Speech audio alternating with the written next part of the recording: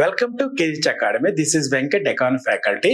ఈరోజు మనం 2024-25 general budget ని మనం డిస్కస్ చేద్దాం. అసలు బడ్జెట్ అంటే ఏంది, రాబోయే ఆర్థిక సంవత్సరంలో రాబోయే ఆదాయాలు మరియు వ్యయాలకు సంబంధించిన లిఖిత పూర్వక కోశ నివేదికనే బడ్జెట్ ఎస్టిమేషన్ అంటాం. బడ్జెట్ అనే ఇంగ్లీష్ పదం ఒకటి అనే ఫ్రెంచ్ పదం నుంచి ఏర్పడింది. ఒకటి అంటే ఫ్రెంచ్ లో లెదర్ బ్యాగ్ అని అర్థం. ఫైనాన్స్ మినిస్టర్స్ ఈ ఫైనాన్స్ బడ్జెట్ డాక్యుమెంట్స్ ని లెదర్ బ్యాగ్ లో క్యారీ చేసేవాళ్ళు అనమాట. ఇప్పుడు నిర్మలా సీతారామన్ నేషనల్ సింబల్ ఉన్న రెడ్ క్లాత్ బ్యాగ్ లో ట్యాబ్ ని క్యారీ చేస్తుంది. భారతదేశంలో బడ్జెట్ ఎస్టిమేషన్ ఏ చక్రవర్తి కాలంలో మొట్టమొదటిసారి ప్రవేశపెట్టారంటే అక్బర్ కాలంలో. అప్పుడు రాజా తోడరమల్ అనే ఫైనాన్స్ మినిస్టర్ ఉండేవాడు. అతను బడ్జెట్ ఎస్టిమేషన్ మొట్టమొదటిసారి ప్రవేశపెట్టాడు. బ్రిటిష్ పాలనలో మొట్టమొదటిసారి బడ్జెట్ ఎస్టిమేషన్ ప్రవేశపెట్టిన వ్యక్తి ఎవరంటే జేమ్స్ విల్సన్ అంటాం. 1860లో ప్రవేశపెట్టాడు. స్వతంత్రం వచ్చిన తర్వాత బడ్జెట్ ఎస్టిమేషన్ ప్రవేశపెట్టిన మొదటి వ్యక్తి ఎవరు అనంటే షణ్ముగ శెట్టి అని అంటాం. మరి రిపబ్లిక్ ఏర్పడిన తర్వాత బడ్జెట్ ఎస్టిమేషన్ ప్రవేశపెట్టిన మొదటి వ్యక్తి ఎవరంటే జాన్ మతాయ్ అని చెప్తాం. స్వతంత్రం వచ్చిన తర్వాత అత్యధిక సార్లు బడ్జెట్ ఎస్టిమేషన్ ప్రవేశపెట్టిన వ్యక్తి ఎవరు అంటే మనకి మొరార్జీ దేశాయ్ అని చెప్తాం. ఆయన 10 సార్లు బడ్జెట్ ఎస్టిమేషన్ ప్రవేశపెట్టారు. ఆయన తర్వాత చిదంబరం 9 టైమ్స్ ప్రవేశపెట్టారు. బడ్జెట్ అనే పదాన్ని ఇండియన్ కాన్స్టిట్యూషన్ ఎక్కడా మెన్షన్ చేయలేదు. 112 ఆర్టికల్ ప్రకారము యాన్యువల్ ఫైనాన్షియల్ స్టేట్మెంట్ అని అంటారు. ఓకేనండి, ఇక్కడ చూడండి, మనకి బడ్జెట్ అంటే ప్రభుత్వం అన్ని రకాల ఖర్చుల్ని బడ్జెట్ ఎస్టిమేషన్ అంటాం. మరి 24-25 జనరల్ బడ్జెట్ లో ఎంత సూచించారు అని అంటే 48,20,512 crores. మరి లాస్ట్ బడ్జెట్ లో 2024-25 ఇంట్రీమ్ బడ్జెట్ లో ఓటాన్ అకౌంట్ లో 47.66 lakh crores అని సూచించారు అనమాట. సరే, ఇక్కడ మనకి నిర్మలా సీతారామన్ వరుసగా 7 సార్లు బడ్జెట్ ఎస్టిమేషన్ ప్రవేశపెట్టింది. 24-25 జనరల్ బడ్జెట్ ని 7th బడ్జెట్ అని అంటాం. మరి నిర్మలా సీతారామన్ మొట్టమొదటిసారి 2019-20లో మొట్టమొదటిసారి బడ్జెట్ ఎస్టిమేషన్ ప్రవేశపెట్టింది. ఓకే, నెక్స్ట్ మనకి డిజిటల్ బడ్జెట్ ని ఎప్పుడు ప్రవేశపెట్టింది అని అంటే 2021-22లో ఫస్ట్ డిజిటల్ బడ్జెట్ ని డిజిటల్ బడ్జెట్ ఎస్టిమేషన్ ప్రవేశపెట్టారు. అంటే పేపర్లెస్ బడ్జెట్ అంట. కరోనా తర్వాత డిజిటల్ బడ్జెట్ ని ప్రవేశపెట్టారు. తర్వాత ఇది 24-25 జనరల్ బడ్జెట్ అనేది 5th paperless budget, 5th digital budget అని చెప్పుకుంటాం. ఓకేనండి, ఈ బడ్జెట్ లో మనకి ఫోకస్ ఆన్ 4 మేజర్ క్యాస్ట్ అంటే 4 వర్ణాల మీద ఫోకస్ అనేది చేశారు. అంటే ఏంటి ఆ వర్ణాలు? జ్ఞాన్ అంటే ఏంటి? గరీబ్, యూత్, అన్నదాత, నారీమణి. సో ఈ 4 వర్ణాల గురించి గత బడ్జెట్ లో డిస్కస్ చేయడం జరిగింది. ఈ బడ్జెట్ లో కూడా ఫోకస్ ఆన్ ది 4 వర్ణాస్ అని చెప్తాం, లేక 4 క్యాస్ట్ అని చెప్తాం. ఓకేనండి, నెక్స్ట్ బడ్జెట్ థీమ్ అంటే, బడ్జెట్ థీమ్ అనంటే మెయిన్ ఫోకస్ అన్నమాట. మెయిన్ లక్ష్యం ఏంటి అంటే employment, skilling, MSMEs, middle class. ఈ 4 అంశాలు అనేది లక్ష్యంగా పెట్టుకున్నారు ఈ బడ్జెట్ ఎస్టిమేషన్ లో. కాబట్టి ఇక్కడేమో 4 వర్ణాల మీద ఫోకస్ చేశారు. తర్వాత ఏమో థీమ్ ఏంటంటే 4 లక్ష్యాలని రూపొందించుకున్నారు. చూడండి, వికసిత్ భారత్, అభివృద్ధి చెందిన దేశంగా అవతరించడం అనేది మన బడ్జెట్ యొక్క లక్ష్యం అన్నమాట. ఇక్కడ 2047 నాటికి 100 సంవత్సరాలు పూర్తి చేసుకుంటుంది. అంటే 2047 నాటికి స్వతంత్రం వచ్చి 100 సంవత్సరాలు అవుతుంది. 2047 నాటికి భారతదేశం అభివృద్ధి చెందిన దేశంగా ఏర్పడాలని లక్ష్యం అన్నమాట. వికసిత్ భారత సాధనలో మనకు 9 ప్రాధాన్యతలు ఏర్పాటు చేసుకున్నాం. 9 ప్రియారిటీస్ డెవలప్ చేసుకున్నాం. సో ఈ 9 ప్రియారిటీస్ ని ఇప్పుడు మనం డిస్కస్ చేద్దాం. వికసిత్ భారత సాధనలో మొదటి ప్రాధాన్యత, ఫస్ట్ ప్రియారిటీ ఏంటి అనేది చూద్దాం. చూడండి, productivity and resilience in agriculture. వ్యవసాయ రంగంలో ఉత్పాదకతను పెంచుకోవటం అనేది మొదట ప్రియారిటీ అన్నమాట. దాన్నే మొదట ప్రాధాన్యత అంటాం. మరి దాంట్లో భాగంగా కొన్ని అంశాలు ఇవ్వటం జరిగింది. చూడండి, ఆత్మనిర్భరత. ఆత్మనిర్భరత అంటే దీన్ని సెల్ఫ్ రిలయన్స్ అని అంటాం. సెల్ఫ్ రిలయన్స్ అంటే స్వయం సమృద్ధిని సాధించటం. ఆయిల్ సీడ్స్ ఉన్నాయి. Oil seeds mustard oil, groundnut oil, sesame, soybean, sunflower. ఈ ఆయిల్ సీడ్స్ మనం స్వయం సమృద్ధి సాధించాలని లక్ష్యం అన్నమాట. అంటే మనకి దీంట్లో ఉత్పత్తి తక్కువగా ఉంది, అందువల్ల ఉక్రెయిన్ నుంచి ఆయిల్ సీడ్స్ ని ఇంపోర్ట్ చేసుకుంటున్నాం. మరి ఉక్రెయిన్ రష్యా యుద్ధం స్టార్ట్ చేయటం వల్ల అక్కడ సప్లై తగ్గిపోయింది, ఇక్కడ స్కేర్సిటీ ఏర్పడింది. కాబట్టి 98 రూపీస్ ఉన్న 1 లీటర్ ఆయిల్ అనేది 250, 300 పెరిగింది అనమాట. అంటే మోర్ దాన్ 3 times పెరిగింది. కాబట్టి మనం ఇతర దేశాల మీద ఆధారపడకుండా ఉత్పత్తులు స్వయం సమృద్ధి సాధించడం అనేది లక్ష్యంగా దీన్ని ఆత్మనిర్భరత సాధించాలి ఆయిల్ సీడ్స్ లో లక్ష్యంగా పెట్టుకున్నాం. నెక్స్ట్ రెండో పాయింట్ ఏంటంటే release of the new varieties. అంటే ఎటువంటి క్లైమేట్ ని తట్టుకునే 32 రకాల పంటలకు చెందిన 109 హై యీల్డింగ్ వెరైటీ సీడ్స్ ని ప్రవేశపెట్టడం అన్నమాట. Next natural farming. దీన్నే ప్రకృతి వ్యవసాయము అంటాం. దీన్నే ప్రకృతి వ్యవసాయం. వచ్చే 2 సంవత్సరాల్లో 1 కోటి మంది వ్యవసాయదారులను ప్రకృతి వ్యవసాయం చేసే విధంగా ప్రోత్సహించటం. చూడండి, ఇక్కడ మనకి ప్రకృతి వ్యవసాయము అంటే దాన్ని ఆర్గానిక్ ఫార్మింగ్ అంటాం, సేంద్రియ వ్యవసాయం అని అంటాం. అంటే రసాయనాలు వాడకుండా వ్యవసాయం చేయటాన్నే మనకి ప్రకృతి వ్యవసాయం అంటాం. చూడండి, దాన్ని ప్రకృతి వ్యవసాయం ఎలా చేస్తారు? యానిమల్ డంగు అంటే పేడ, వాటి యూరిన్ని ప్రాసెస్ చేసి ఎరువుగా వాడటం అన్నమాట. దీనివల్ల మనకి ఆరోగ్యకరమైన ఆహార పంటలు అనేది ప్రజలకి ఏర్పడతాయి. సో దీంట్లో భాగంగా మనకి చూడండి 10,000 బయో ఇన్పుట్ రిసోర్స్ సెంటర్స్ అనేది ఎస్టాబ్లిష్ చేయాలనేది లక్ష్యంగా పెట్టుకున్నారు.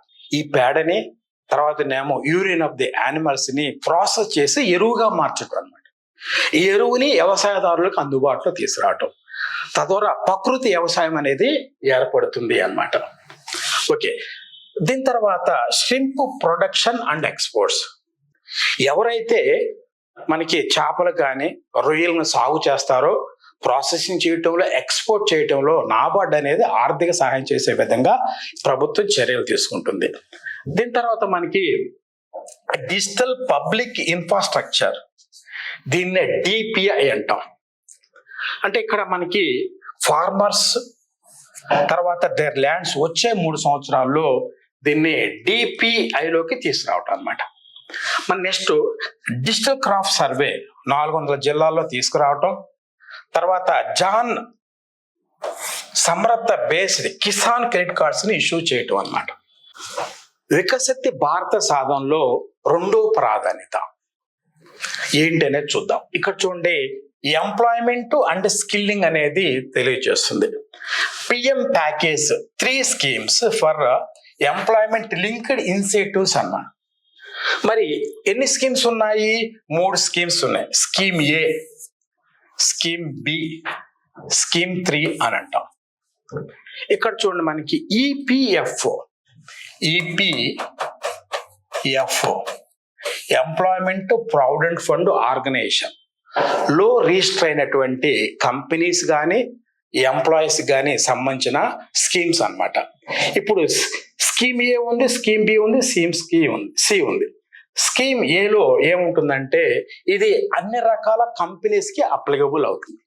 మ్యానుఫ్యాక్చరింగ్ ఇండస్ట్రీస్, తర్వాత సర్వీస్ ఇండస్ట్రీస్ కూడా, సర్వీస్ సెక్టర్ రిలేటెడ్ ఇండస్ట్రీస్. మరి స్కీమ్ బి దేనికి తెలియజేస్తుంది? ఓన్లీ మ్యానుఫ్యాక్చరింగ్ ఇండస్ట్రీస్ తెలియజేస్తుంది అన్నమాట. చూసారా, మ్యానుఫ్యాక్చరింగ్ ఇండస్ట్రీస్ మాత్రమే.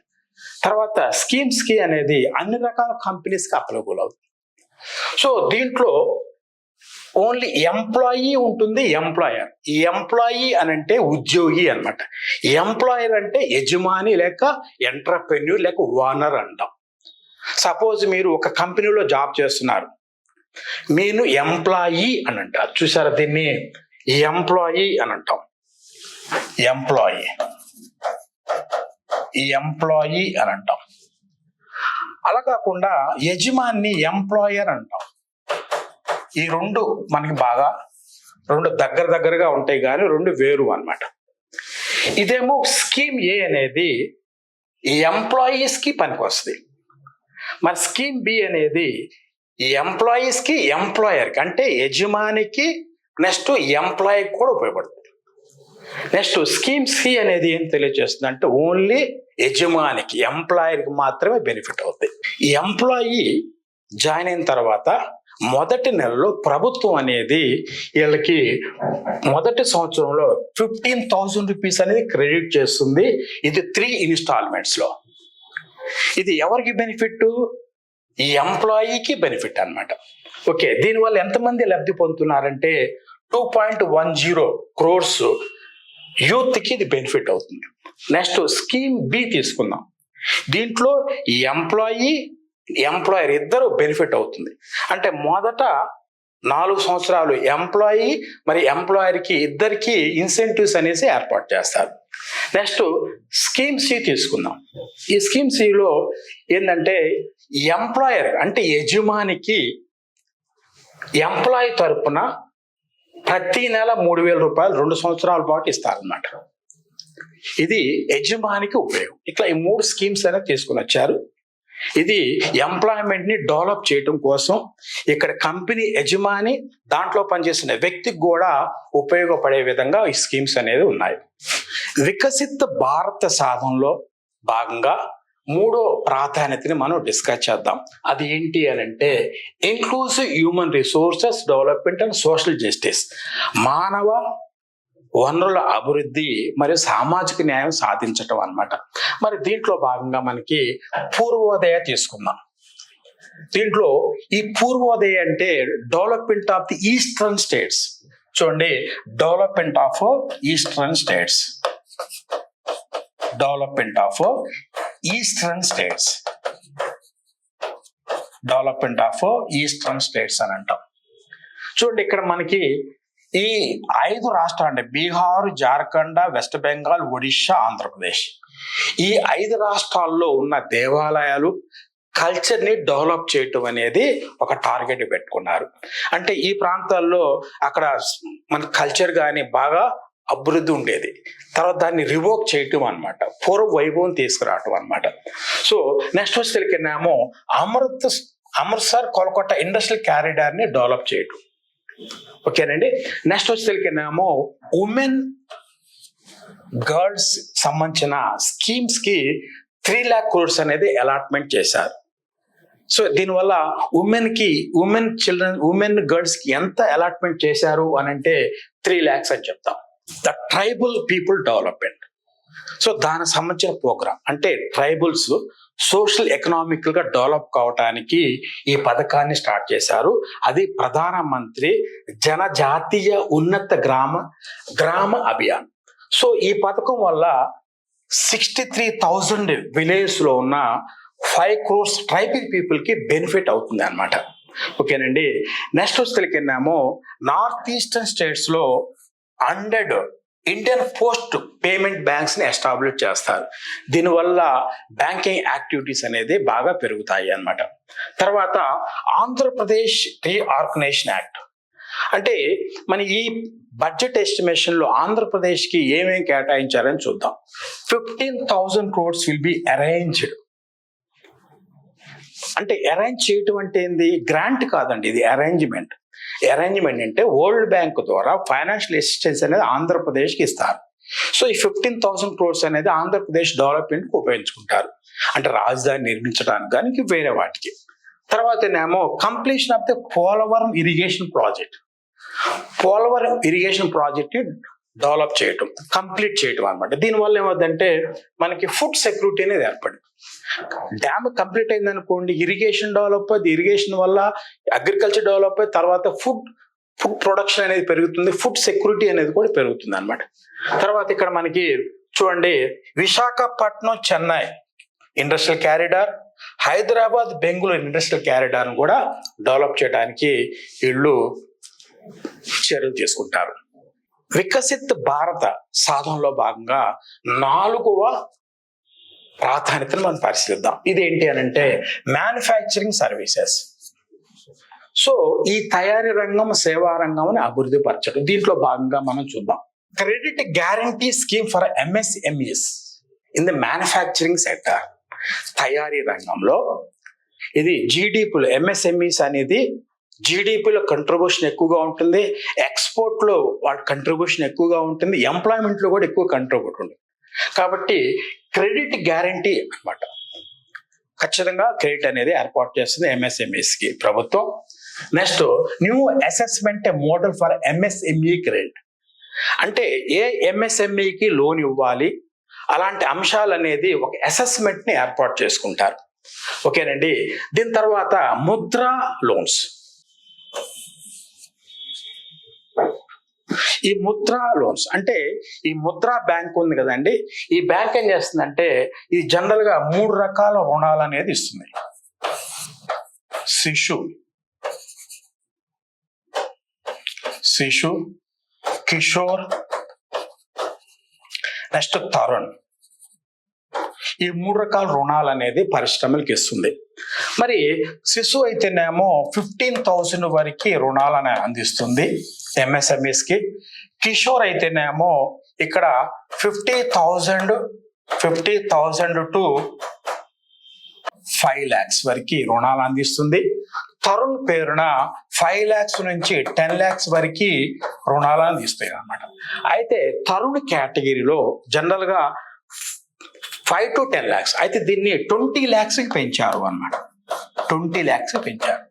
కాబట్టి 24-25 బడ్జెట్ ఎస్టిమేషన్ లో ముద్రా బ్యాంక్ తరుణ్ అనే ఒక కేటగిరీ కింద ఎంతవరకు లోన్ ఇస్తారు అని అంటే 20 lakhs వరకు ఇస్తారు. ఓకేనండి. Next credit support the MSME during the test period.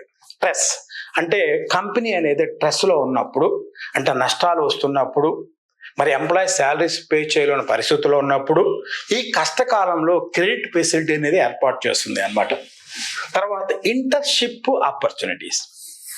Internship opportunities మనం పరిశీలిస్తే వచ్చే 5 సంవత్సరాల్లో 1 కోటి మంది యువతకు టాప్ 500 కంపెనీస్ లో ఇంటర్న్షిప్ ఫెసిలిటీస్ అనేది ఏర్పాటు చేస్తారు. అంటే ఇంటర్న్షిప్ ఎంత ఇస్తారు చూడండి, ప్రతి నెల 5,000 అలవెన్స్ ఇస్తారు. తర్వాత వన్ టైం అసిస్టెన్స్ 6,000 రూపీస్ ఇస్తారు త్రూ సిఎస్ఆర్ ఫండ్. వికసిత్ భారత సాధనలో 5వ ప్రాధాన్యత అర్బన్ డెవలప్మెంట్, అంటే పట్టణాభివృద్ధి అనేది సాధించడం. ఈ పట్టణాభివృద్ధి ఏంటనే చూద్దాం. Stamp duty, street markets, transit oriented development, water management. చూడండి, స్టాంప్ డ్యూటీ అంటే ఇక్కడ ఉమెన్ ఒక ప్రాపర్టీని పర్చేస్ చేసినప్పుడు స్టాంప్ డ్యూటీ అనేది విధిస్తారు, దాన్ని తగ్గించటం అన్నమాట.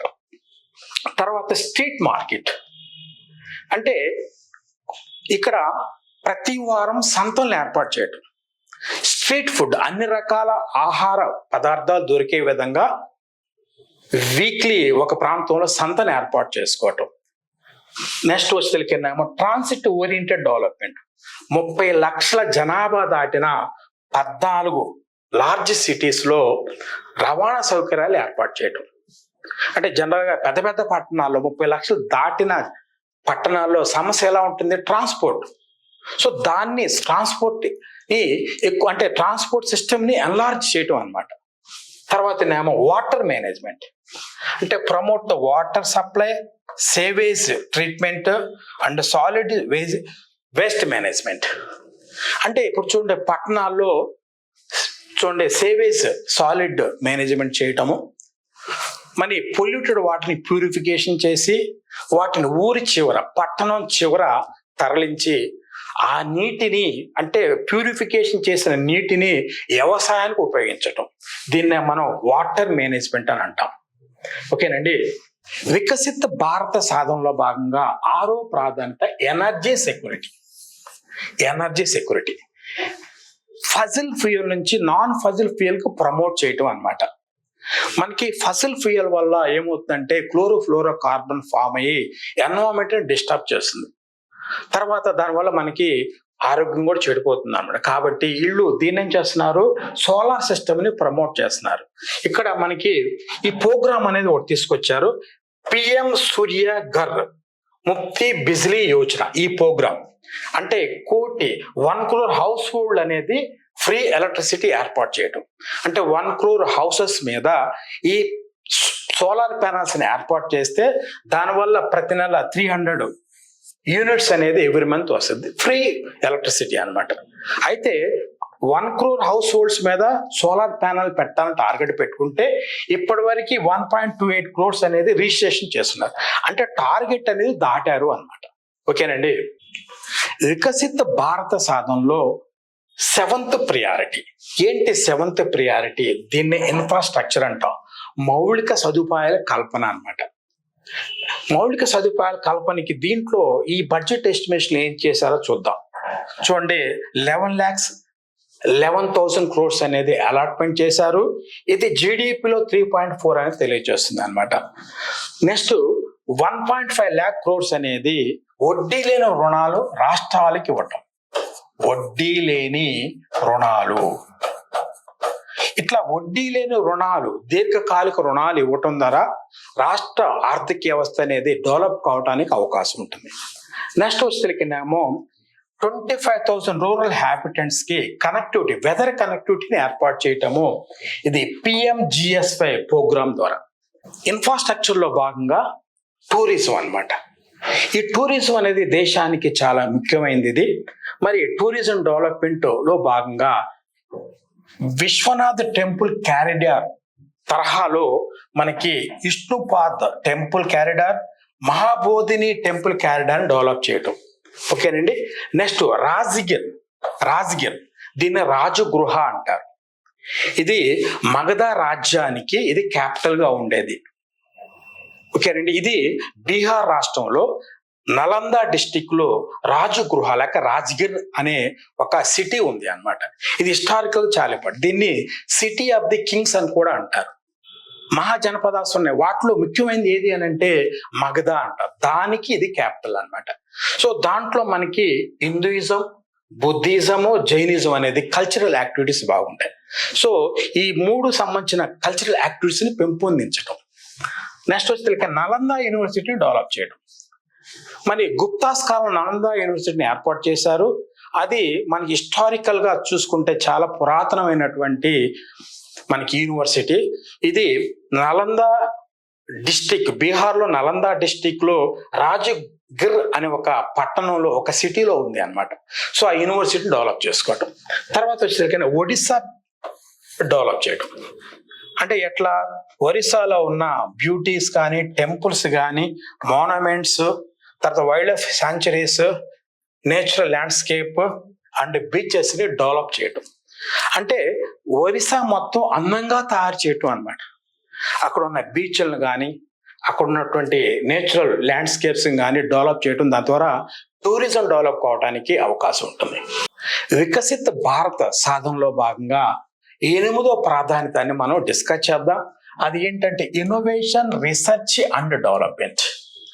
ఇన్నోవేషన్, రీసెర్చ్ అండ్ డెవలప్మెంట్ అనేది మనం పరిశీలిద్దాం. చూడండి, అనుసంధాన నేషనల్ రీసెర్చ్ ఫండ్ అనేది ఏర్పాటు చేయాలి. దేనికి? బేసిక్ రీసెర్చ్ అంటే ప్రోటోటైప్ డెవలప్మెంట్ కి అన్నమాట. Next financing the pool of the 1 lakh crores. Private companies ద్వారా 1 lakh financing full of the 1 lakh crore ని గ్యాదర్ చేసుకోవాలి రీసెర్చ్ డెవలప్ చేయడానికి. నెక్స్ట్ వచ్చేసరికి స్పేస్ ఎకానమీకి 1000 crores అనేది కేటాయిస్తున్నారు. వికసిత భారత్ సాధనలో భాగంగా 9వ ప్రాధాన్యతని మనం పరిశీలిద్దాం. ఇదే చివరి ప్రాధాన్యత అంటాము. అదేంటంటే next generation reforms. Next generation reforms అని చెప్పుకుంటాం. ఈ నెక్స్ట్ జనరేషన్ రిఫార్మ్స్ లో ఏంటో చూద్దాం. Unique land parcel identification number. తర్వాత భూ Aadhaar for all the lands. చూడండి, మనకి ఆధార్ కార్డు ఉంటుంది, మనకి ఏలుముద్ర ద్వారా ప్రతి మనిషి ఒక ఆధార్ నెంబర్ ఉంటుంది, దీన్నే ఆధార్ నెంబర్ అని అంటాం. అట్టనే భూమికి కూడా ఒక నంబర్ తీసుకురావాలి, ఏది ULPIN లేక భూ ఆధార్ తీసుకురావటం. దీనివల్ల ల్యాండ్ అనేది ఈజీగా ఐడెంటిఫై చేయడానికి ఉంటుంది అనమాట. నెక్స్ట్ వచ్చి survey of the map. Next land records digitalise చేయటం GISP మ్యాపింగ్ ద్వారా. 2024-25 జనరల్ బడ్జెట్ లో ట్యాక్సెస్ గురించి మనం డిస్కస్ చేద్దాం. ఈ బడ్జెట్ లో చాలా ట్యాక్సెస్ అనేది చేంజెస్ జరిగినాయి అనమాట. ఇక్కడ చూడండి, మనకి direct tax proposals. Direct tax proposal అంటే ప్రత్యక్ష పన్నులకు సంబంధించిన అంశాలు. ప్రత్యక్ష పన్నులు అంటే వ్యక్తుల ఆదాయము, సంపద, బహుమతి మరియు కంపెనీ నికర లాభాల మీద విధించే పన్నుల ప్రత్యక్ష పన్నులు అంటారు. వాటిలో ముఖ్యమైన పన్నులు ఆదాయ పన్ను, ఏంజల్ ట్యాక్స్, మూలధన లాభాల మీద విధించే పన్ను అంటే క్యాపిటల్ గెయిన్ ట్యాక్స్, తర్వాత కార్పొరేషన్ ఇన్కమ్ ట్యాక్స్ అనేది ముఖ్యమైనవి అన్నమాట. సో వీటిలో మనకి మూలధన లాభాల మీద విధించే పన్నులు, మూలధన లాభాల మీద విధించే పన్నుల గురించి ఇక్కడ ఇవ్వటం జరిగింది. చూడండి, మూలధన లాభాల మీద పన్ను అనేది పెంచారు, అంటే క్యాపిటల్ గెయిన్స్ మీద పన్ను పెంచడం జరిగింది.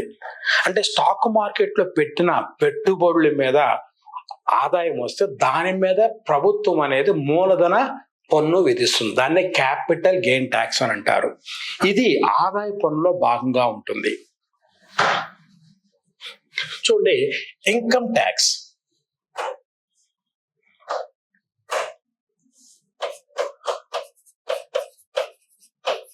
ఇన్కమ్ ట్యాక్స్,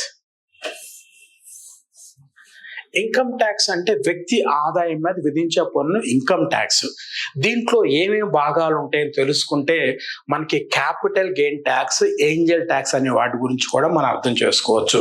చూడండి, ఒక వ్యక్తి వచ్చేటటువంటి జీతం మీద ఇన్కమ్ ట్యాక్స్ ని విధిస్తారు, తర్వాతనేమో రెంట్స్ మీద విధిస్తారు, అంటే మనకి హౌసెస్కి వచ్చే రెంట్ మీద, నెక్స్ట్ క్రిప్టో కరెన్సీలో వచ్చిన లాభాల మీద, క్రిప్టో కరెన్సీ మీద వచ్చిన లాభాల మీద, తర్వాత లాటరీస్, తర్వాత మూలధన ఆదాయాల మీద, అంటే మనం దీన్నే క్యాపిటల్ గెయిన్స్ అంటాం, క్యాపిటల్ గెయిన్స్ అని అంటాం. చూడండి, ఇన్కమ్ ట్యాక్స్ అనేది జీతం మీద వేస్తారు, రెంట్ మీద వేస్తారు, క్రిప్టో కరెన్సీలో వచ్చిన లాభం మీద వేస్తారు, లాటరీస్ మీద వేస్తారు, నెక్స్ట్ మూలధన ఆదాయాల మీద వేస్తారు. సో ఈ మూలధన ఆదాయాలు అంటే ఏంటి? స్టాక్ మార్కెట్లో పెట్టుబడి పెడితే స్టాక్ మార్కెట్లో వచ్చిన లాభాల మీద కేంద్ర ప్రభుత్వం అనేది మూలధన పన్ను అనేది విధిస్తుంది, దాన్ని క్యాపిటల్ గెయిన్ ట్యాక్స్ అని అంటారు. సో క్యాపిటల్ గెయిన్ ట్యాక్స్ అనేది ఇన్కమ్ ట్యాక్స్ లో భాగం అన్నమాట. ఇప్పుడు చూడండి, మనకి మీరు 10 లక్షల రూపాయలు స్టాక్ మార్కెట్ లో పెట్టుబడి పెడితే 5 లక్షల రూపాయల లాభం వచ్చింది. సో 1,25,000 అంటే 1,25,000 దాటిన లాభం మీద ఇక్కడ ట్యాక్స్ అనేది విధిస్తారు అన్నమాట. జనరల్ గా మనకి ఒక వ్యక్తి 3 lakhs దాటితే ఆదాయ పన్ను విధిస్తారు, కానీ మూలధన ఆదాయం అయితేనేమో 1,25,000 దాటితే. ఈ విషయాన్ని మేము గుర్తుపెట్టుకోవాలి. సో దీని మీద మనకి ట్యాక్స్ విధించడం జరిగింది. ఒకటి short term capital gain tax, రెండో దశలకేనేమో long term capital gain tax. ఇప్పుడు గతంలో 1 lakh దాటితే సంవత్సరం లాభం అంటే 1 లక్ష కంటే ఎక్కువ ఆదాయం వచ్చింది అనుకోండి, ఏది ట్యాక్స్? క్యాపిటల్ గెయిన్ ట్యాక్స్ విధించేవాళ్ళు. ఇప్పుడు దీన్ని పరిమితి ఎంతకు పెంచారు? 1.25 lakhs. అంటే క్యాపిటల్ గెయిన్ ట్యాక్స్ అనేది దేని మీద ఎంత అంటే 1,25,000 దాటితే స్టాక్ మార్కెట్ లో వచ్చిన లాభాలు దాని మీద అనేది ట్యాక్స్ విధిస్తారు. ఓకేనండి. మరి గతంలో షార్ట్ టర్మ్ అంటే స్టాక్ మార్కెట్ లో 1 సంవత్సరం లోపల వచ్చిన లాభాల మీద short term tax short term capital gain tax అని విధిస్తారు. ఓకే. మరి లాంగ్ టర్మ్ అయితేనేమో ఒక స్టాక్ మార్కెట్ లో ఒక సంవత్సరం దాటిన తర్వాత వచ్చిన లాభాల మీద long term capital gain tax ని విధిస్తారు. ఇక్కడ short term capital gain tax అనేది మనకి గతంలో ఎంత ఉంది అని అంటే 15% ఉంది. ఇప్పుడు దీన్ని 20% కి పెంచారు. మరి long term capital gain tax 10% ఉండేది గతంలో, ఇప్పుడు దీన్ని 12.5% కి పెంచారు అన్నమాట. ఇప్పుడు మనకి ఇక్కడ లిమిట్ అనేది పెంచారు. 1,25,000 lakhs కి పెంచారు. తర్వాత ట్యాక్స్ ఏమో షార్ట్ టర్మ్ అయితేనేమో 5% పెంచారు. మరి లాంగ్ టర్మ్ అయితేనేమో 2.5% అనేది ట్యాక్స్ అనేది పెంచడం జరిగింది. ఓకే, దీని తర్వాత మనకి ఇన్కమ్ ట్యాక్స్ స్లాబ్స్ కూడా పెంచడం జరిగింది. అంటే ఇక్కడ చూడండి, income tax, new income tax slabs అంటే 3 lakhs దాటితే ట్యాక్స్ విధిస్తారు. 3 నుంచి 7 lakhs ఉంటే 5% ట్యాక్స్ విధిస్తారు. 7 to 10 lakhs మధ్య అయితేనేమో 10% ట్యాక్స్ విధిస్తారు. మరి ఇక్కడ 10 lakhs to 12 lakhs అయితేనేమో 15% ట్యాక్స్ విధిస్తారు. మరి 12 lakhs to 15 lakhs అయితేనేమో 20% ట్యాక్స్ విధిస్తారు. మరి 15 lakhs దాటితే 30% ట్యాక్స్ విధిస్తారు. సో న్యూ స్లాబ్స్ లో మనకి ఇక్కడ కనిష్టంగా ఎంత 5%, గరిష్టంగా 30%. అయితే స్లాబ్స్ పర్సంటేజ్ మార్చలేదు, కానీ గ్యాప్ మార్చారు అనమాట. అండ్ గతంలో మనం పరిశీలించినట్లయితే old slabs, so old slabs లో మనకి 3 to 6 lakhs అయితేనేమో 5%, 6 to 9 lakhs అయితేనేమో 10%, 9 to 12 lakhs అయితేనేమో 15%, 12 to 15 అయితేనేమో 20%, మరి అబోవ్ ది 15 lakhs అయితేనేమో 30% ఇన్కమ్ ట్యాక్స్ విధించేవాళ్ళు గతంలో. మరి ఇప్పుడు పరిస్థితి ఏంటి అని చూద్దాం. ఇక్కడ చూడండి, 3 lakhs దాటితే 3 to 6 lakhs, వీటి మధ్య 3 lakhs అనేది ఉంది. 6 to 9 lakhs ఎంత ఉంది? 3 lakhs అనేది ఉంది. సో 9 to 12 lakhs 3 lakhs ఉంది. సో ఇట్లా ప్రతి స్లాబ్ కి 3 lakhs గ్యాప్ ఉంది. కానీ ఇక్కడ అట్లా లేదు. 3 to 7 కి వేరు, 7 to 10 కి వేరు, 10 to 12 కి వేరు, 12 to 15 కి మనకి వేరియేషన్ కనపడుతుంది అనమాట. ఎనివే ఇక్కడ మనకి గతంలో 3 లక్షలు దాటిన ఆదాయాల మీద 5%, ఇప్పుడు కూడా 3 lakhs దాటిన వాటి మీద మనకి 5% ట్యాక్స్ అనేది విధిస్తున్నారు అనమాట. ఓకేనండి, ఇది ఇన్కమ్ ట్యాక్స్ సంబంధించినటువంటిది అంశాలు. ఓకే, నెక్స్ట్ ఏంజల్ ట్యాక్స్ అనేది రద్దు చేశారు. ఏంజల్ ట్యాక్స్ అనంటే ఏంది? ఇది ఇన్కమ్ ట్యాక్స్ లో భాగంగా చెప్పుకుంటాం. అన్లిస్టెడ్ కంపెనీస్ కొన్ని ఉంటాయి. అంటే లిస్టెడ్ కంపెనీస్ వేరు, అన్లిస్టెడ్ కంపెనీస్. లిస్టెడ్ కంపెనీస్ అనంటే స్టాక్ మార్కెట్ లో రిజిస్టర్ అయిన వాటిని లిస్టెడ్ కంపెనీస్ అని అంటారు. ఓకే, మరి రిజిస్టర్ కాని వాటిని అన్లిస్టెడ్ కంపెనీస్ అని అంటాం. ఈ అన్లిస్టెడ్ కంపెనీస్ అనేది వాళ్ళ యొక్క షేర్లు అమ్ముకోవటం ద్వారా క్యాపిటల్ రైజ్ చేస్తారు. ఈ క్యాపిటల్ రైజింగ్ మీద, అంటే ఎక్కడైతే క్యాపిటల్ రైజ్ చేసుకుంటారో దాని మీద ఏంజల్ ట్యాక్స్ అనేది విధిస్తారు. ఇప్పుడు చూద్దాం, మనకి ఏ అనే కంపెనీ ఉంది. ఇది అన్లిస్టెడ్ కంపెనీ అని అంటాం. దీన్ని అన్లిస్టెడ్ కంపెనీ అని అంటాం. ఉదాహరణకి సిగ్వి ఆర్ ఓయో రూమ్స్, దీన్ని అన్లిస్టెడ్ కంపెనీస్ అన్నమాట. దీంట్లో వాటాలని అమ్మటం ద్వారా క్యాపిటల్ ని రైజ్ చేసుకుంటారు. మరి ఇప్పుడు ఏ అనే కంపెనీ, ఎగ్జాంపుల్ స్విగ్గీ అనే కంపెనీ ఉంది.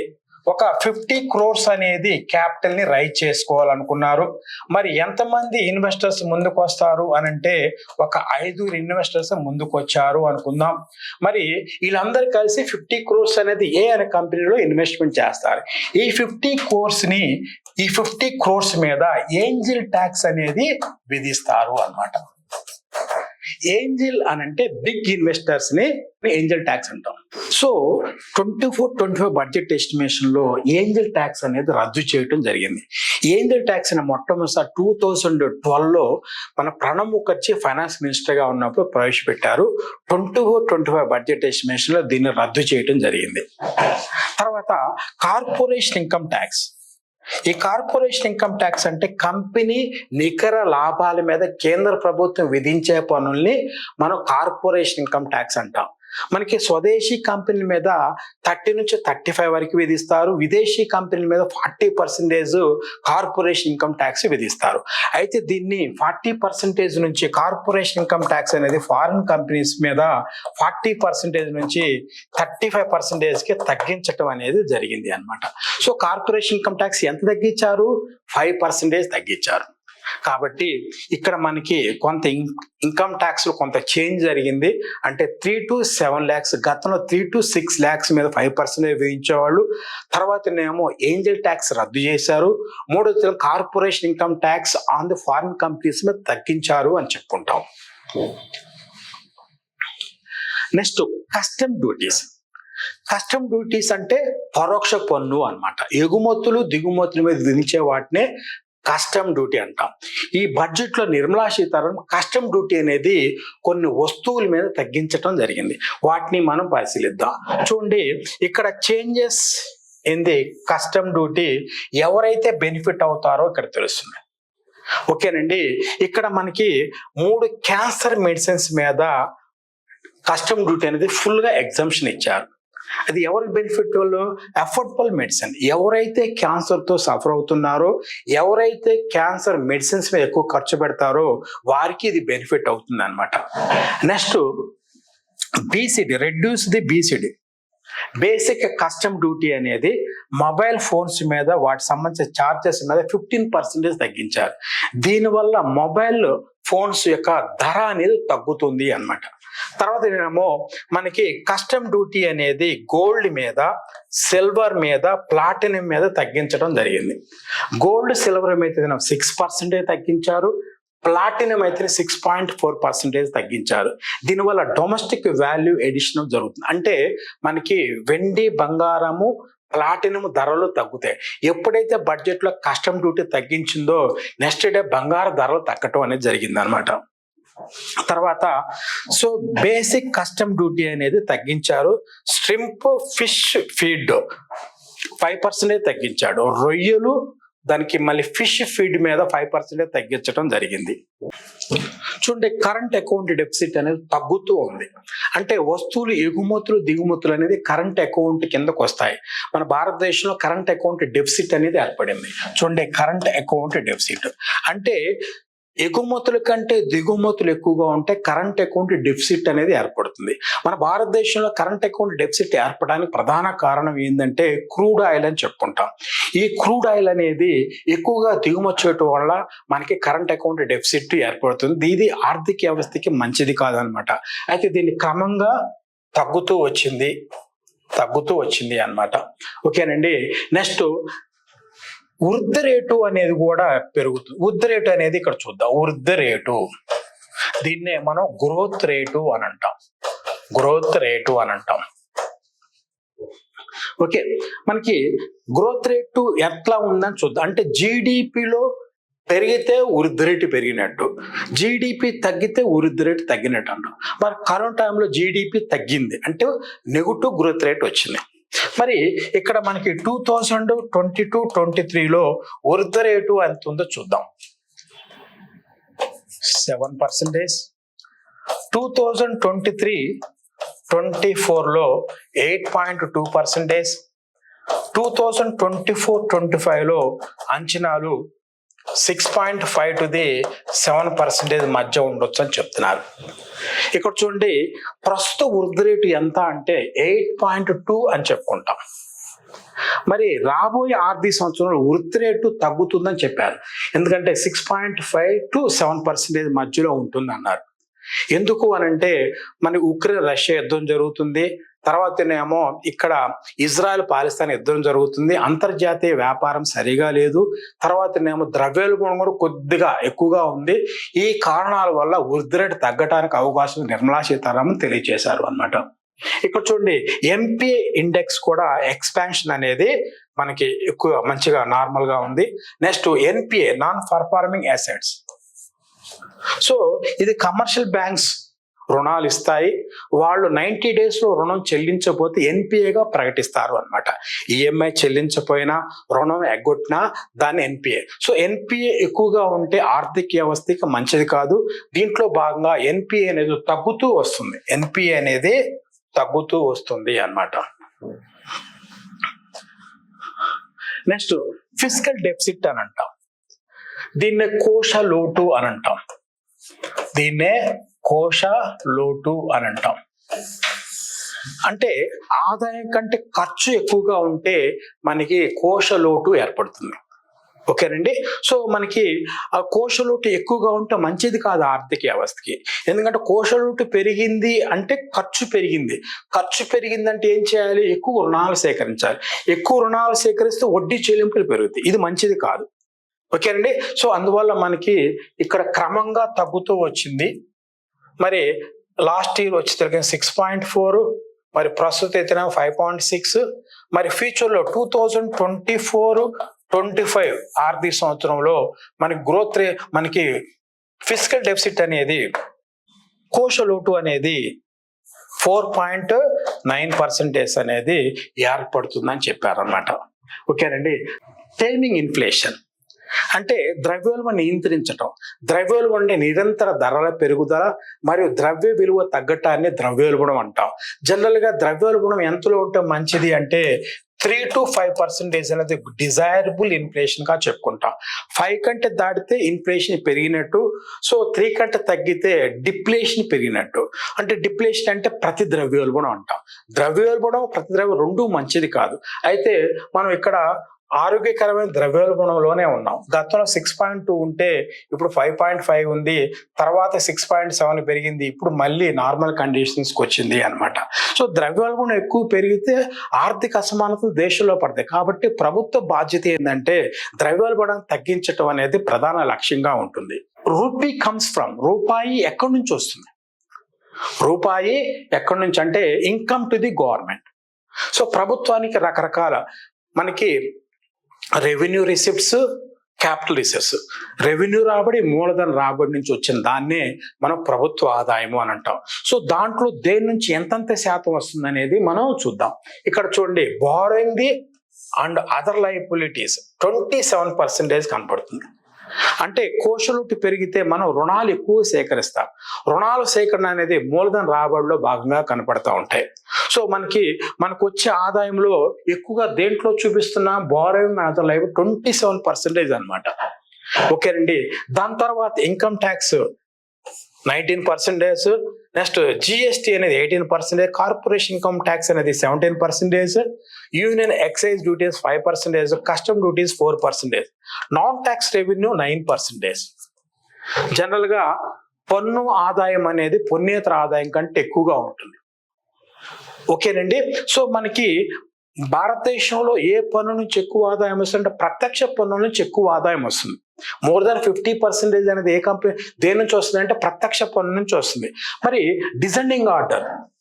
సో పన్నుల్లో ఫస్ట్ డిసెండింగ్ ఆర్డర్ తీసుకున్నట్టయితే first income tax 19%, next GST 18%, next corporation income tax 17%.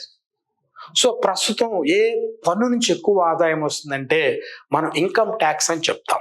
Next వస్తువులకినేమో ప్రభుత్వం ఎలా ఖర్చు పెడుతుంది, రూపాయి గోస్ అంటే చూడండి, ఇక్కడ మనకి central sector schemes 16%, central sponsored scheme 8%, 16+8 మనకి ఇక్కడ 24%.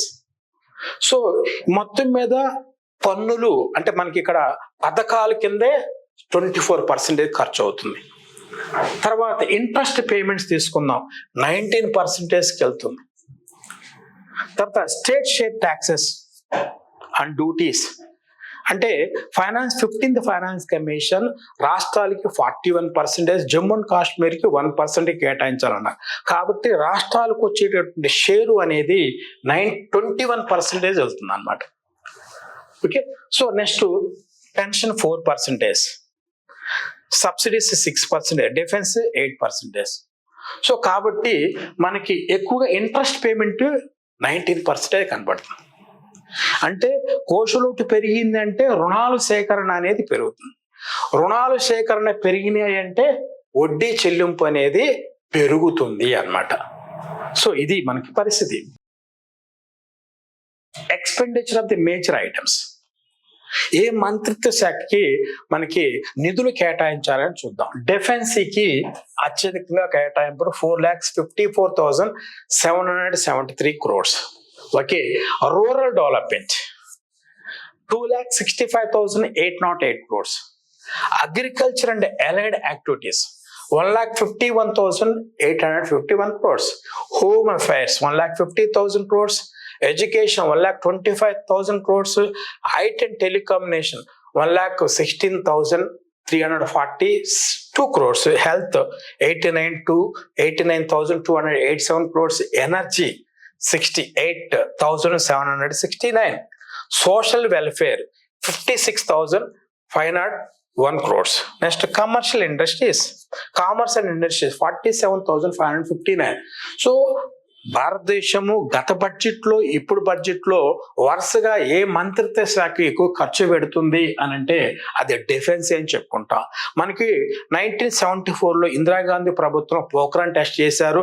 1998 మరి వాజ్పేయి ప్రభుత్వం పోఖ్రాన్ టెస్ట్ చేసింది. పోఖ్రాన్ టెస్ట్ చేయటం అంటే డిఫెన్స్కి ఖర్చు పెట్టినట్టే.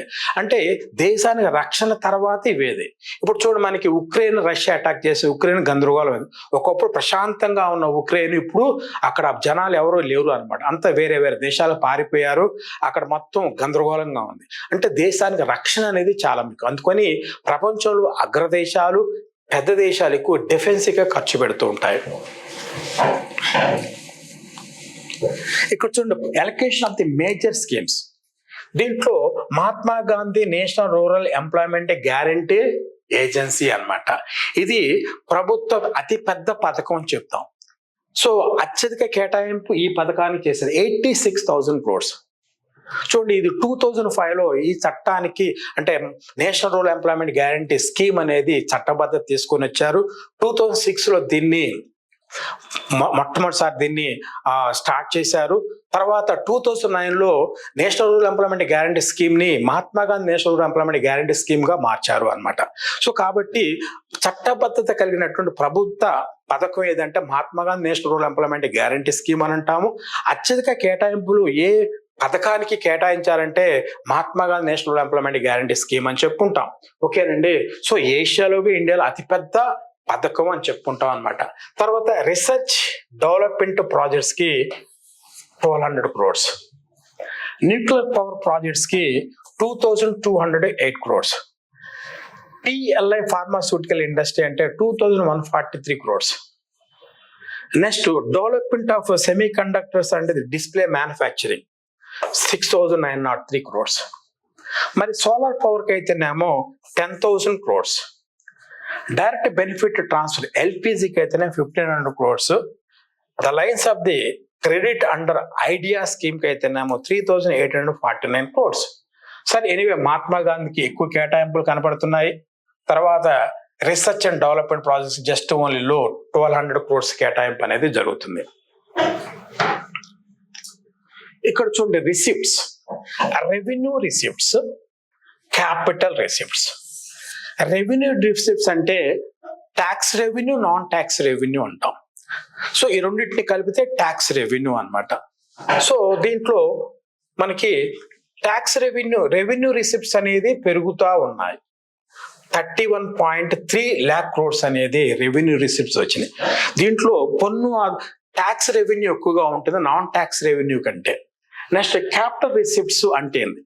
క్యాపిటల్ రిసిప్ట్స్ అని అంటే డిస్ఇన్వెస్ట్మెంట్ ద్వారా, అంటే ప్రభుత్వ రంగ సంస్థల్ని పూర్తిగా కానీ పాక్షికంగా కానీ విక్రయించడం ద్వారా వచ్చిన ఆదాయాన్ని మనం పెట్టుబడుల ఉపసంహరణ, ఇంగ్లీష్లో డిస్ఇన్వెస్ట్మెంట్. సో డిస్ఇన్వెస్ట్మెంట్ ద్వారా వచ్చిన ఆదాయము, రుణాల సేకరణ ద్వారా వచ్చిన ఆదాయము, ప్రభుత్వ ఆస్తుని విక్రయించడం ద్వారా వచ్చిన ఆదాయము, తర్వాత పిఎఫ్ వచ్చిన ఎంప్లాయీస్ ప్రావిడెంట్ ఫండ్ వచ్చిన దాన్ని మొత్తాన్ని మనం క్యాపిటల్ రిసిప్ట్స్ అని అంటాం. ఓకేనండి. చూడండి, ఇక్కడ క్యాపిటల్ రిసిప్ట్స్ అనేది 18.7 lakh crores ఉంది, తర్వాత 17.9 అయింది, తర్వాత 16.9కి తగ్గింది అన్నమాట. సో రెవెన్యూ రిసీప్ట్ పెరుగుతున్నాయి, క్యాపిటల్ రిసీప్ట్స్ తగ్గుతున్నాయి. ఎక్స్పెండిచర్ తీసుకున్నాం, రెవెన్యూ ఎక్స్పెండిచర్ పెరుగుతుంది. రెవెన్యూ ఎక్స్పెండిచర్ అంటే అన్ప్రొడక్టివ్ ఎక్స్పెండిచర్ అంటాం, ఉపయోగం లేని ఖర్చు అన్నమాట. అంటే ప్రభుత్వ పథకాలు, వడ్డీ చెల్లింపులు, సబ్సిడీస్, డిఫెన్సీ, నెక్స్ట్ జీతాలు, పెన్షన్స్ మీద చేసే ఖర్చునే మనకి రెవెన్యూ ఎక్స్పెండిచర్ అంటాం, అన్ప్రొడక్టివ్ ఎక్స్పెండిచర్ అన్నమాట. ఇది పెరుగుతూ ఉంది. 37.1 lakh crores అనేది రెవెన్యూ ఎక్స్పెండిచర్. మరి క్యాపిటల్ ఎక్స్పెండిచర్ తీసుకుందాం. క్యాపిటల్ ఎక్స్పెండిచర్ అంటే ఏంది?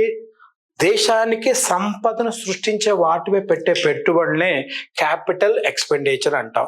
ఒక ప్రాజెక్ట్ కట్టామనుకోండి, ఇరిగేషన్ ప్రాజెక్ట్, దానివల్ల ఇరిగేషన్ పెరిగి వ్యవసాయం డెవలప్ అయ్యి ఫార్మర్స్కి సంపద పెరిగింది, అంటే దేశానికి సంపద పెరిగినట్టు. ఒక ప్రభుత్వ కంపెనీ పెడితే దాన్ని క్యాపిటల్ ఎక్స్పెండిచర్, దానివల్ల ఆదాయం పెరిగి సంపద అనేది క్రియేట్ కాబోతుంది ప్రభుత్వానికి. సో క్యాపిటల్ ఎక్స్పెండిచర్ అనేది మరి 15 lakh crores అనేది ఉంది. మరి revenue expenditure 37.1 lakh crores. So ఇక్కడ ఎఫెక్టివ్ క్యాపిటల్ ఎక్స్పెండిచర్ కంటే రెవెన్యూ ఎక్స్పెండిచర్ అనేది ఎక్కువగా ఉంది.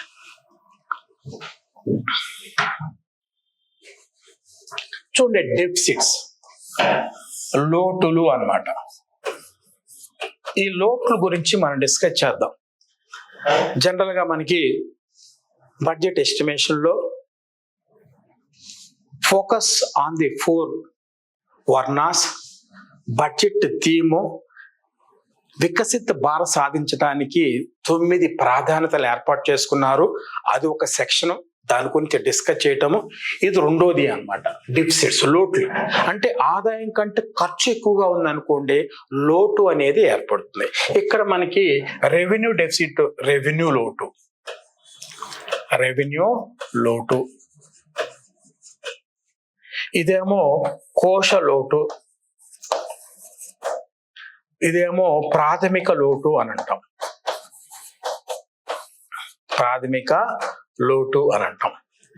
చూడండి, ఇక్కడ రెవెన్యూ ఎక్స్పెండిచర్, రెవెన్యూ ఇన్కమ్. అంటే రెవెన్యూ ఎక్స్పెండిచర్ లోంచి రెవెన్యూ ఇన్కమ్ తీస్తే వచ్చేది రెవెన్యూ లోటు. మరి రెవెన్యూ ఇన్కమ్ వస్తే 31,29,200 crores. మరి రెవెన్యూ ఎక్స్పెండిచర్ 37 lakhs 9,401. మరి ఎంత ఏర్పడింది రెవెన్యూ? 5.5 lakhs 80,201 crores అనేది రెవెన్యూ డెఫిసిట్. ఇది జీడిపిలో ఎంత ఉంది రెవెన్యూ డెఫిసిట్ అంటే 1.8 ఉందన్నమాట. ఇక్కడ రెవెన్యూ ఇన్కమ్ అంటే పన్ను ఆదాయము, పన్నేతర ఆదాయంగా మనం చెప్పుకుంటాం. ఓకేనండి. సో మరి రెవెన్యూ ఎక్స్పెండిచర్ అంటే unproductive expenditure, defence, interest payment, subsidies, salaries, ప్రభుత్వ పథకాల మీద చేసే ఖర్చునే రెవెన్యూ ఎక్స్పెండిచర్ అని అంటాం. Okay, unproductive expenditure. మరి ఇక్కడ ఫిజికల్ డెఫిసిట్ తీసుకుందాం. టోటల్ ఇన్కమ్ అంటే మొత్తం టోటల్ ఎక్స్పెండిచర్ లోంచి టోటల్ ఇన్కమ్ తీసేస్తే వచ్చేది కోశ లోటు, దీన్ని ఫిజికల్ డెఫిసిట్ అని అంటాం. మరి టోటల్ ఎక్స్పెండిచర్ అంతా 48,20,512 rupees. టోటల్ ఇన్కమ్ అంటే revenue receipts plus capital receipts అన్నమాట. ఈ రెండింటిని కలిపితే టోటల్ ఇన్కమ్ అని అంటాం. అయితే ఈ టోటల్ ఇన్కమ్ లో మనకి బారోయింగ్ ది లోన్స్ అనేది కౌంట్ చేయరు, బారోయింగ్ ది లోన్స్. అందువల్ల టోటల్ ఇన్కమ్ లో ఎక్కువ ఇన్కమ్, మోర్ దెన్ 90% దేంట్లో ఉంది? రెవెన్యూ ఇన్కమ్ అనేది ఎక్కువగా ఉంటుంది దీంట్లో. మరి క్యాపిటల్ రిసిప్ట్స్ లో ఏమేమి కలిసి ఉంటాయి అంటే పెట్టుబడులు ఉపసంహరణ ద్వారా వచ్చిన ఆదాయము, ప్రభుత్వ ఆస్తులను అమ్మటం ద్వారా వచ్చిన ఆదాయము, పిఎఫ్, ఇలాంటి వాటి ద్వారా వచ్చిన ఆదాయం అనేది క్యాపిటల్ రిసిప్ట్ లో కనపడుతుంది. కాబట్టి కోశ లోటు ఎంత ఉంది ఇక్కడ మనకి?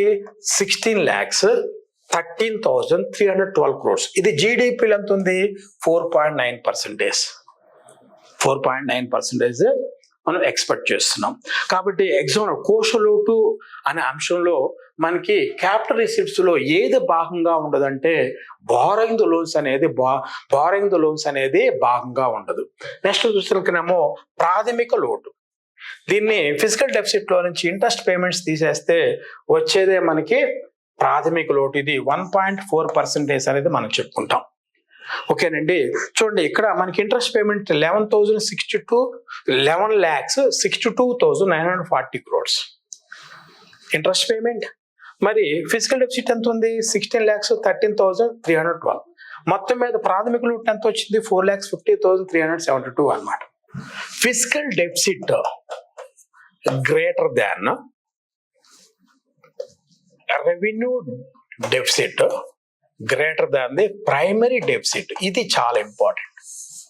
సో ఫిజికల్ డెఫిసిట్ అనేది రెవెన్యూ డెఫిసిట్ కంటే ఎక్కువగా ఉంటుంది, రెవెన్యూ డెఫిసిట్ అనేది ప్రైమరీ డెఫిసిట్ కంటే ఎక్కువగా ఉంటుంది. సో ఎగ్జామ్ ఆడడానికి అవకాశం ఉంటుందండి. సో 24-25 బడ్జెట్ లో వీళ్ళ deficit, revenue deficit, physical deficit, primary deficit, జీడిపిలు ఎంతంత శాతాలు ఉన్నాయనేది మీరు ఖచ్చితంగా గుర్తుపెట్టుకోవాలి. చూడండి ఇక్కడ మనకి ప్రభుత్వ ఆదాయం తీసుకుందాం. ప్రభుత్వ ఆదాయం, ఈ ప్రభుత్వ ఆదాయం అనేది ఎన్ని మార్గాల్లో వస్తుంది? ప్రభుత్వ ఆదాయం అనేది ఎన్ని మార్గాల్లో వస్తుంది అంటే, ఒకటి రెవెన్యూ రిసీప్ట్స్, రెవెన్యూ రాబడి, రెండోది క్యాపిటల్ రిసీప్ట్స్. ఈ రెండింటి నుంచి వచ్చిందే మనకి ప్రభుత్వ ఆదాయం. రెవెన్యూ రాబడి, మూలధన రాబడి అని అంటాం. మరి ఈ రెండిట్లో దేని నుంచి ఎక్కువ ఆదాయం వస్తుంది అనంటే రెవెన్యూ రిసీప్ట్స్ నుంచి ఎక్కువ వస్తాయి, రెవెన్యూ రాబడి నుంచి. మళ్ళీ ఈ రెండు భాగాలుగా ఉంటాయి. దీన్ని tax revenue, non tax revenue, non tax revenue అంటాం. అంటే పన్ను రాబడి, పన్నేతర రాబడి. మరి ఈ రెండిట్లో దేని నుంచి ఎక్కువ ఆదాయం వస్తుంది? ట్యాక్స్ రెవెన్యూ నుంచి ఎక్కువ ఆదాయం వస్తుంది. మళ్ళీ ట్యాక్స్ రెవెన్యూ అంటే పన్ను ఆదాయం అనేది రెండు రకాలు. మళ్ళీ డైరెక్ట్ ట్యాక్స్, ఇండైరెక్ట్ ట్యాక్స్. మరి డైరెక్ట్ ట్యాక్స్, ఇండైరెక్ట్ ట్యాక్స్ దేని నుంచి ఎక్కువ ఆదాయం వస్తుంది? డైరెక్ట్ ట్యాక్స్ నుంచి వస్తుంది, డైరెక్ట్ ట్యాక్స్ నుంచి ఎక్కువ వస్తుంది. మరి నాన్ ట్యాక్స్ రెవెన్యూ తీసుకున్నాం. నాన్ ట్యాక్స్ రెవెన్యూ వచ్చేసరికినేమో దీంట్లో ప్రభుత్వానికి వచ్చినటువంటి రకరకాల ఫీజులు అనేది, suppose union public service commission కి మీరు అప్లికేషన్ పెట్టుకుంటే ఆ అప్లికేషన్ ఫీజు ప్రభుత్వానికి ఫీజుగా అంటే నాన్ ట్యాక్స్ రెవెన్యూగా మారుతుంది. మరి రెండో దశలకేమో పెనాల్టీస్ అంటే జరిమానాలు. అంటే మీరు ప్రభుత్వ రైల్వేస్ లో మీరు టికెట్ లేకుండా ప్రయాణించాలనుకోండి, మీ మీద ప్రభుత్వం అనే జరిమానాలు విధిస్తుంది. దాన్ని పన్నేతర ఆదాయంగా ఉంటుంది. ఓకేనండి. తర్వాత కోర్టు జరిమానా విధిస్తుంది. దేనికి ఎందుకు వస్తాయి? పెనాల్టీస్ కిందకు వస్తాయి. తర్వాత గ్రాంట్స్, గ్రాంట్స్ అంటే గ్రాంట్స్ అనేది ఇప్పుడు చూడండి, ప్రపంచ దేశాలు భారతదేశానికి కొన్ని అంటే ఫ్లడ్స్ వచ్చినప్పుడు, సైక్లోన్స్ వచ్చినప్పుడు ఉచిత ద్రవ్య సహాయం చేస్తుంది.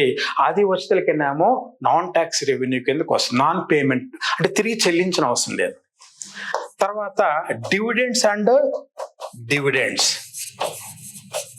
అండ్ ప్రాఫిట్స్ అన్నమాట. ప్రాఫిట్స్ అనేది మనం చెప్పుకుంటాం. అంటే ప్రభుత్వ రంగ సంస్థలు ఉన్నాయి, Maharatnas, Navratnas, mini ratnas. Next government departments ద్వారా, government department, railway department, postal department. So ఇట్లా ప్రభుత్వ రంగ సంస్థలు, నెక్స్ట్ ప్రభుత్వ డిపార్ట్మెంట్స్ ద్వారా వచ్చిన ఆదాయాన్ని నాన్ ట్యాక్స్ రెవెన్యూలో చూపిస్తారు. అది డివిడెండ్స్ అండ్ ప్రాఫిట్ సెక్షన్ లో మనం చెప్పుకుంటాం. ఓకేనండి. సో దీని తర్వాత మనకి అదర్ సోర్సెస్. మరి నాన్ ట్యాక్స్ రెవెన్యూలో దేని నుంచి ఎక్కువగా ఆదాయం వస్తుంది అని అంటే డివిడెండ్స్ అండ్ ప్రాఫిట్స్ నుంచి ఎక్కువ ఆదాయం వస్తుంది. ఓకేనండి. తర్వాత మనకి క్యాపిటల్ రిసిప్ట్స్ అంటే పెట్టుబడుల ఉపసంహరణ అంటాం. పెట్టుబడుల ఉపసంహరణ, డిస్ఇన్వెస్ట్మెంట్ అని అంటాం. డిస్ఇన్వెస్ట్మెంట్